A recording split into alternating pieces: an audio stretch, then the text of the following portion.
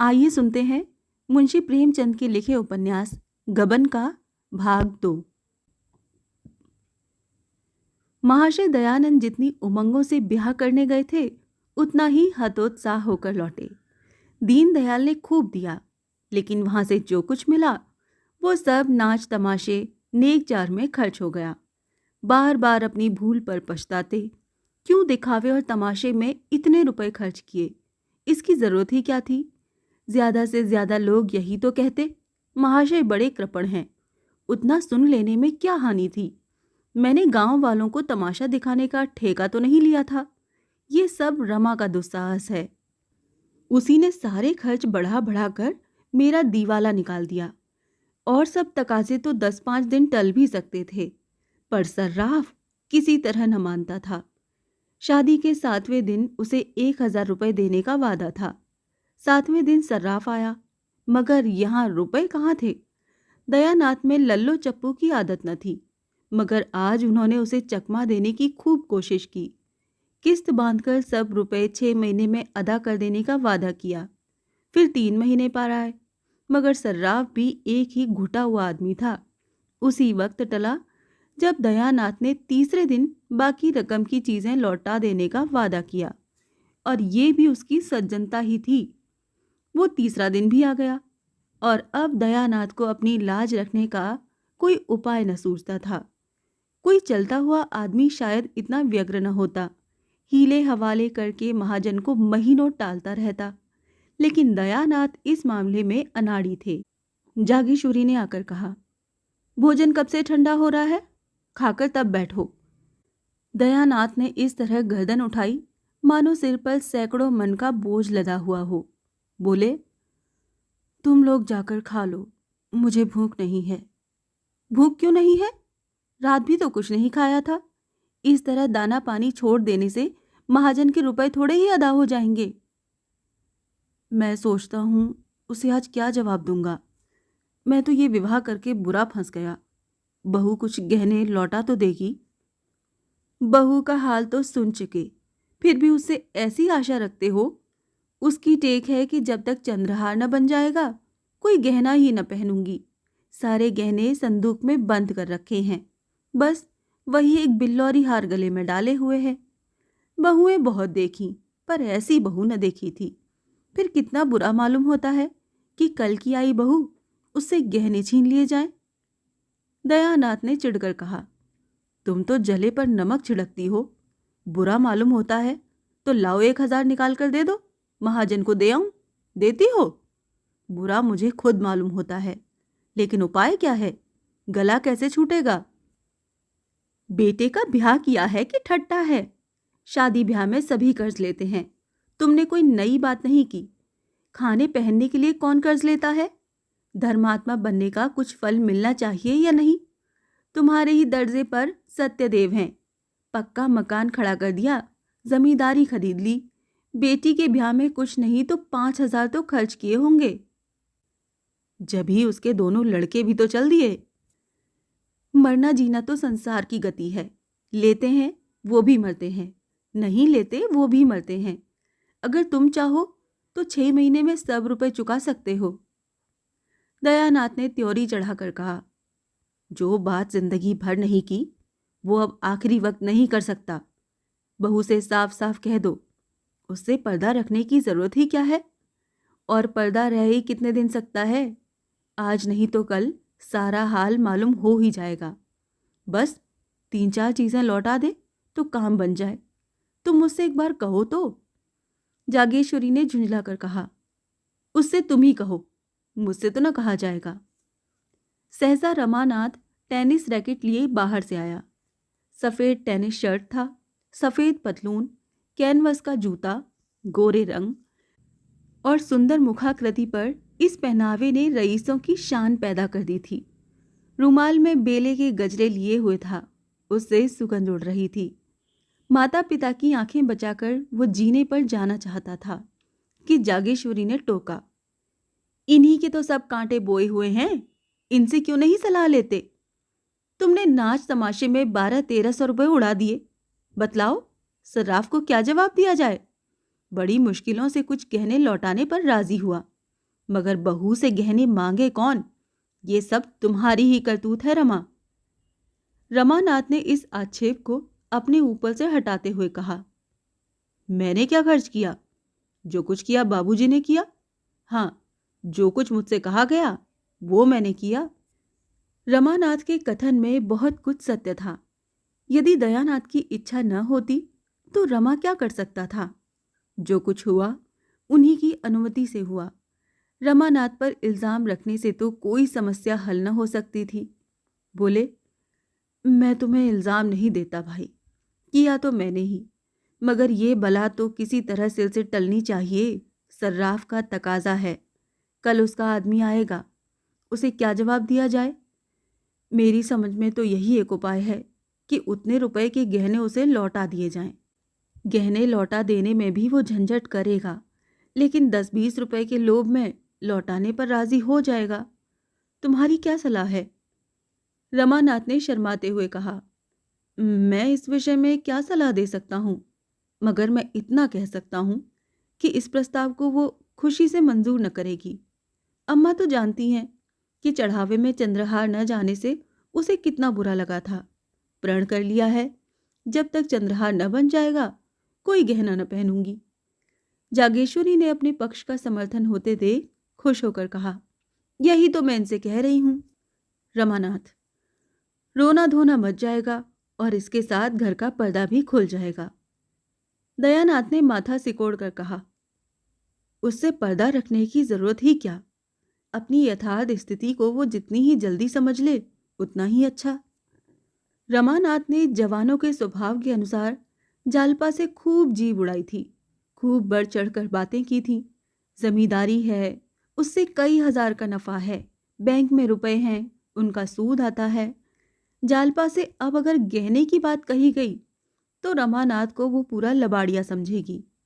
बोला, पर्दा तो एक दिन खुल ही जाएगा, पर इतनी जल्दी खोल देने का नतीजा यही होगा कि वो हमें नीच समझने लगेगी। शायद अपने घर वालों को भी लिख भेजे, चारों तरफ बदनामी होगी। दयानाथ, हमने तो दीनदयाल से ये कभी न कहा था कि हम लखपति हैं। तो आपने यही कब कहा था कि हम उधार गहने लाए हैं और 2-4 दिन में लौटा देंगे? आखिर ये सारा स्वांग अपनी धाक बैठाने के लिए ही तो किया था या कुछ और? दयानाथ, तो फिर किसी दूसरे बहाने से मांगना पड़ेगा। बिना मांगे काम नहीं चल सकता। कल या तो रुपए देने पड़ेंगे या गहने लौटाने पड़ेंगे, और कोई राह नहीं। रमानाथ ने कोई जवाब न दिया। जागेश्वरी बोली, और कौन सा बहाना किया जाएगा? अगर कहा जाए कि किसी को मंगनी देना है तो शायद वो देगी ही नहीं। देगी भी तो 2-4 दिन में लौटाएंगे कैसे? दयानाथ को एक उपाय सूझा। बोले, अगर उन गहनों के बदले मुलम्मे के गहने दे दिए जाएं। मगर तुरंत ही उन्हें ज्ञात हो गया कि ये लचर बात है। खुद ही उसका विरोध करते हुए कहा, हाँ, बाद में मुलम्मा उड़ जाएगा तो फिर लज्जित होना पड़ेगा। अकल कुछ काम नहीं करती। मुझे तो यही सूझता है ये सारी स्थिति उसे समझा दी जाए। जरा देर के लिए उसे दुख तो जरूर होगा, लेकिन आगे के वास्ते रास्ता साफ हो जाएगा। संभव था, जैसा दयानाथ का विचार था, कि जालपा रोध होकर शांत हो जाएगी, पर रमा की इसमें किरकिरी होती थी। फिर वो मुंह न दिखा सकेगा। जब वो उससे कहेगी, तुम्हारी जमींदारी क्या हुई, बैंक के रुपए क्या हुए, तो उसे क्या जवाब देगा? विरक्त भाव से बोला, इसमें बेइज्जती के सिवाय और कुछ न होगा। आप क्या सर्राफ को 2-4-6 महीने के लिए टाल नहीं सकते? आप देना चाहें तो इतने दिनों में 1000-1200 रुपए बड़ी आसानी से दे सकते हैं। दयानाथ ने पूछा, कैसे? उसी तरह जैसे आपके और भाई करते हैं। वो मुझसे नहीं हो सकता। तीनों कुछ देर तक मौन बैठे रहे। दयानाथ ने अपना फैसला सुना दिया। जागेश्वरी और रमा को यह फैसला मंजूर न था, इसीलिए अब इस गुत्थी को सुलझाने का भार उन्हीं दोनों पर था। जागेश्वरी ने भी एक तरह से निश्चय कर लिया था, दयानाथ को झक मारकर अपना नियम तोड़ना पड़ेगा। ये कहाँ की नीति है कि हमारे ऊपर संकट पड़ा हुआ हो और हम अपने नियमों का राग अलापे जाएं। रमानाथ बुरी तरह फंसा था। वो खूब जानता था कि पिताजी ने जो काम कभी नहीं किया वो आज न करेंगे। उन्हें जालपा से गहने मांगने में कोई संकोच न होगा, और यही वो न चाहता था। वो पछता रहा था कि मैंने क्यों जालपा से डींगे मारी। अब अपने मुंह की लाली रखने का सारा भार उसी पर था। जालपा की अनुपम छवि ने पहले ही दिन उस पर मोहिनी डाल दी थी। वो अपने सौभाग्य पर फूला न समाता था। क्या ये घर ऐसी अनन्य सुंदरी के योग्य था? जालपा के पिता 5 रुपए के नौकर थे, पर जालपा ने कभी अपने घर में झाड़ू न लगाई थी, कभी अपनी धोती न छांटी थी, अपना बिछावन न बिछाया था, यहाँ तक कि अपनी धोती की खींच तक न सी थी। दयानाथ 50 रुपए पाते थे, पर यहाँ केवल चौका बासन के लिए मेहरी थी। बाकी सारा काम अपने ही हाथों करना पड़ता था। जालपा शहर और देहात का फर्क क्या जाने। शहर में रहने का उसे कभी अवसर ही न पड़ा था। वो कई बार पति और सास से आश्चर्य पूछ चुकी थी, क्या यहाँ कोई नौकर नहीं है? जालपा के घर दूध दही घी की कमी न थी। यहाँ बच्चों को भी दूध मयस्सर न था। इन सारे अभावों की पूर्ति के लिए रमानाथ के पास मीठी मीठी बड़ी बड़ी बातों के सिवाय और क्या था? घर का किराया 5 रुपया था। रमानाथ ने 15 बतलाए थे। लड़कों की शिक्षा का खर्च मुश्किल से 10 रुपए था। रमानाथ ने 40 बतलाए थे। उस समय उसे इसकी जरा भी शंका न थी कि एक दिन सारा भंडा फूट जाएगा। मिथ्या दूरदर्शी नहीं होता। लेकिन वो दिन इतनी जल्दी आएगा, ये कौन जानता था। अगर उसने ये डींगे न मारी होती तो जागेश्वरी की तरह वो भी सारा भार दयानाथ पर छोड़कर निश्चिंत हो जाता।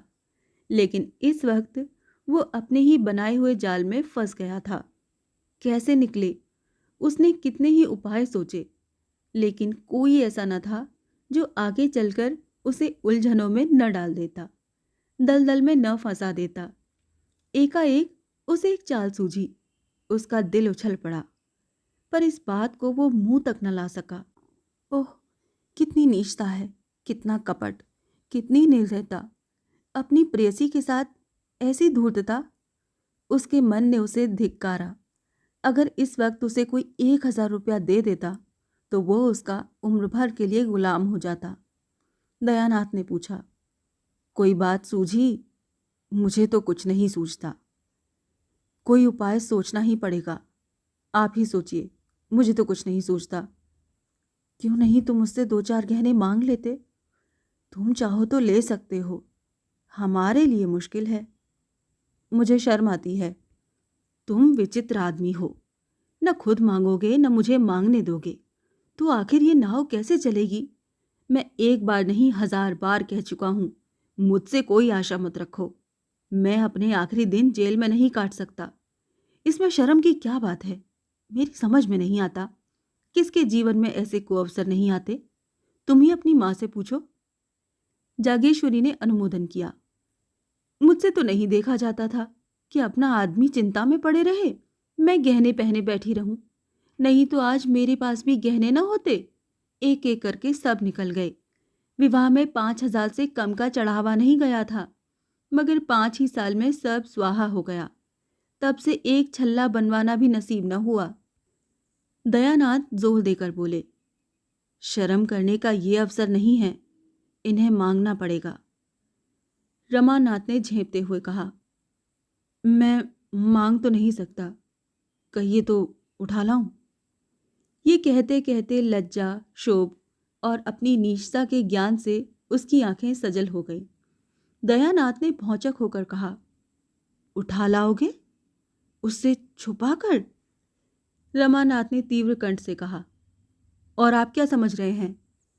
दयानाथ ने माथे पर हाथ रख लिया और एक क्षण के बाद आहत कंठ से बोले, नहीं, मैं ऐसा न करने दूंगा। मैंने छल कभी नहीं किया और न कभी करूंगा, वो भी अपनी बहू के साथ। छी छी, जो काम सीधे से चल सकता है उसके लिए ये फरेब। कहीं उसकी निगाह पड़ गई तो समझते हो वो तुम्हें दिल में क्या समझेगी? मांग लेना इससे कहीं अच्छा है। आपको इससे क्या मतलब? मुझसे चीजें ले लीजिएगा, मगर जब आप जानते थे ये नौबत आएगी तो इतने जेवर ले जाने की जरूरत ही क्या थी? व्यर्थ की विपत्ति मोल ली। इससे कई लाख गुना अच्छा था कि आसानी से जितना ले जा सकते उतना ही ले जाते। उस भोजन से क्या लाभ कि पेट में पीड़ा होने लगे। मैं तो समझ रहा था कि आपने कोई मार्ग निकाल लिया होगा। मुझे क्या मालूम था कि आप मेरे सिर पर मुसीबतों की टोकरी पटक देंगे, वरना मैं उन चीजों को कभी न ले जाने देता। दयानाथ कुछ लज्जित होकर बोले, इतने पर भी तो चंद्रहार न होने से वहां हाय तौबा मच गई। उस हाय तौबा से हमारी क्या हानि हो सकती थी? जब इतना करने पर भी हाय तौबा मच गई तो मतलब भी तो पूरा न हुआ। उधर बदनामी हुई, इधर ये आफत सिर पर आई। मैं ये नहीं दिखाना चाहता था कि हम इतने फटे हाल हैं। चोरी हो जाने पर तो सब्र करना ही पड़ेगा।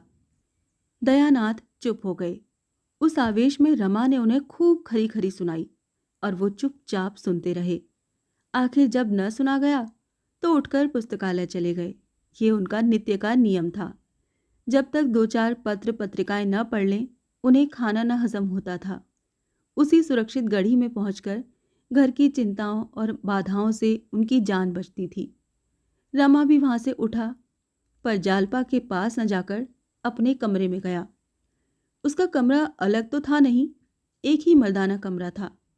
इसी में दयानाथ अपने दोस्तों से गपशप करते, दोनों लड़के पढ़ते और रमा मित्रों के साथ शतरंज खेलता। रमा कमरे में पहुंचा तो दोनों लड़के ताश खेल रहे थे। गोपी का 13वां साल था, विशंभर का 9वां।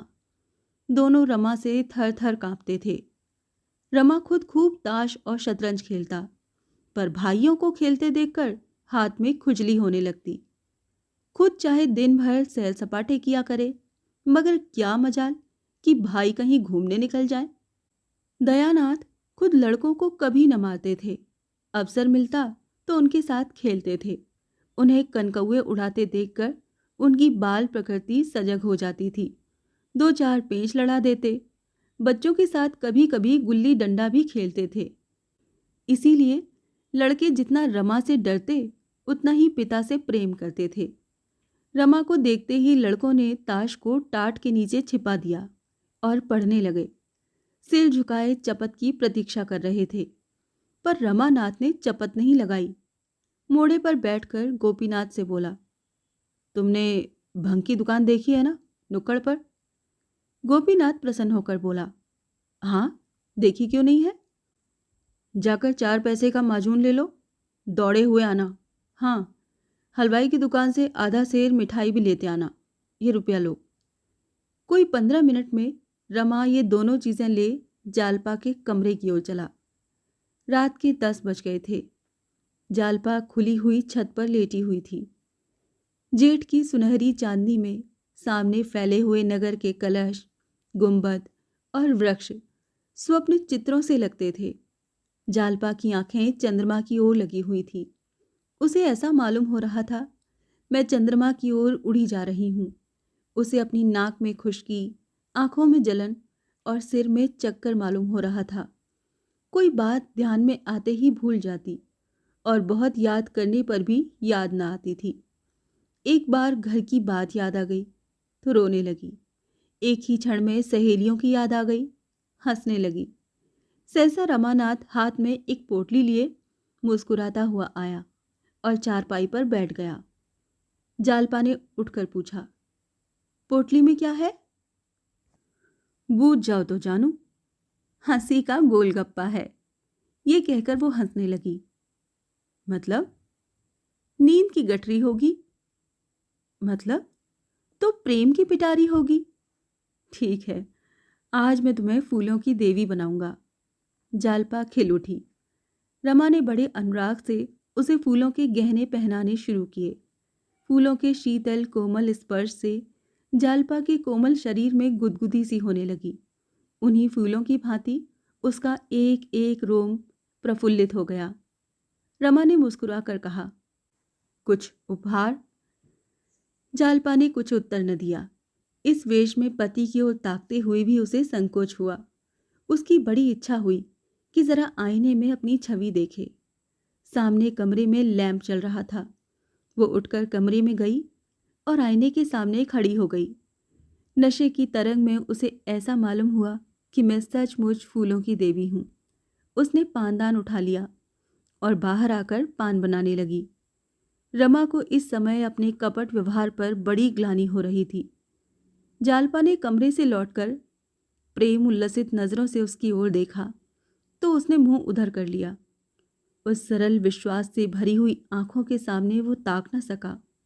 उसने सोचा, मैं कितना बड़ा कायर हूं। क्या मैं बाबूजी को साफ साफ जवाब न दे सकता था?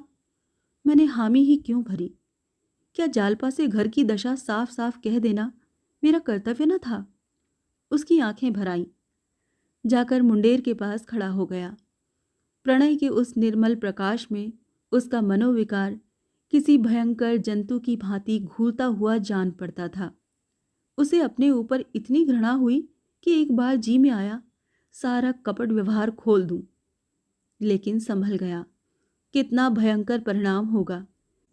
जालपा की नजरों से फिर जाने की कल्पना ही उसके लिए असहाय थी।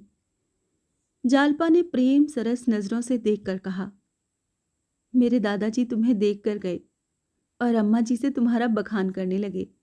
तो मैं सोचती थी कि तुम कैसे होगे।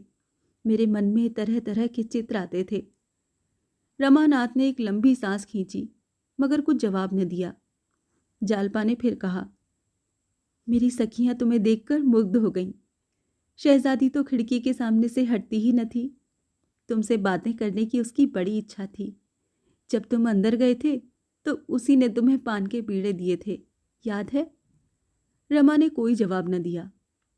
जालपा, अजी वही जो रंग रूप में सबसे अच्छी थी, जिसके गाल पर एक तिल था।